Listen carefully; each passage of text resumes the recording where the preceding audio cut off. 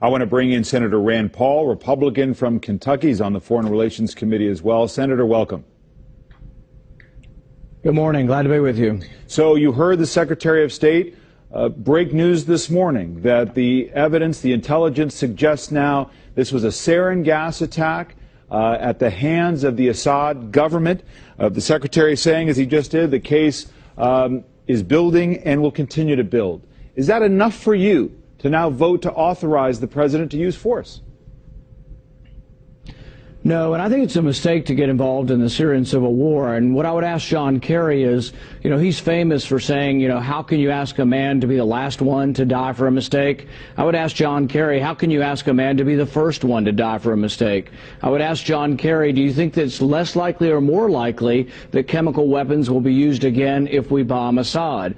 I'll ask him if it's more likely or less likely that we'll have more refugees in Jordan or that Israel might suffer attack. I think all of the bad things you can imagine are all more likely if we get involved in the Syrian civil war. It's interesting because Secretary Kerry was pretty blunt, and I've got his remarks right here, talking about what you and your colleagues will do in the Senate and the House. He said, I don't believe my former colleagues in the United States Senate and the House will turn their back on our interests, on the credibility of our country, on the norm with respect to the enforcement of the prohibition against the use of chemical weapons, which has been in place since 1925. So you speak about the bad things that will happen. He says for you and others not to authorize force is really hurtful to U.S. credibility.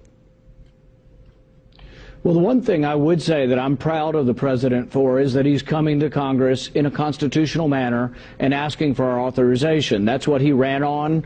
His policy was that no president should unilaterally go to war without congressional authority, and I'm proud that he's sticking by it. But you asked John Kerry whether or not he'll stick by the decision of Congress, and I believe he waffled on that and wobbled and wasn't exactly concrete that they would.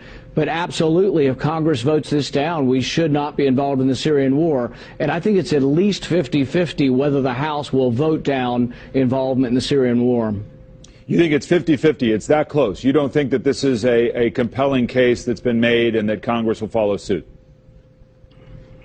In the House, I think the Senate will rubber stamp what he wants, but I think the House will be much closer vote.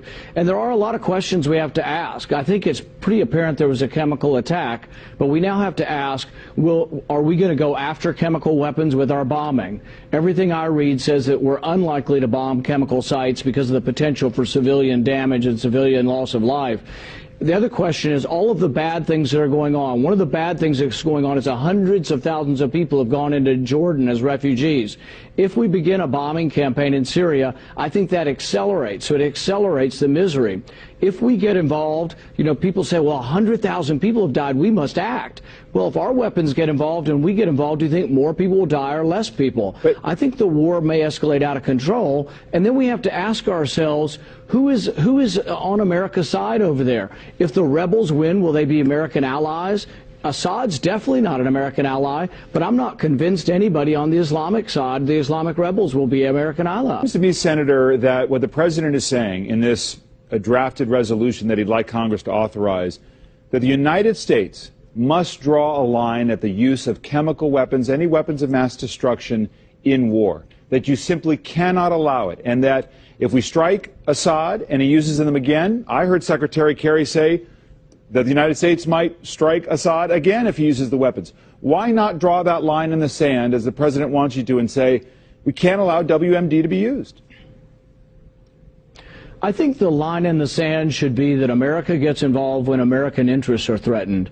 I don't see American interests involved on either side of this Syrian war. I see Assad, who has protected Christians for a number of decades, and then I see the Islamic rebels on the other side who have been attacking Christians. I see al-Qaeda on one side, the side we would go in to support, and I see it to be murky, and I don't see a clear-cut American interest. I don't see either party that is victorious, if either party is victorious, being an American ally. You are a United States Senator. You may, at some point, be a candidate for the presidency. How would the United States look if the president says, I have decided to take military action, I want Congress to give me authority, and Congress does not give that authority? I think it would show that he made a grave mistake when he drew a red line.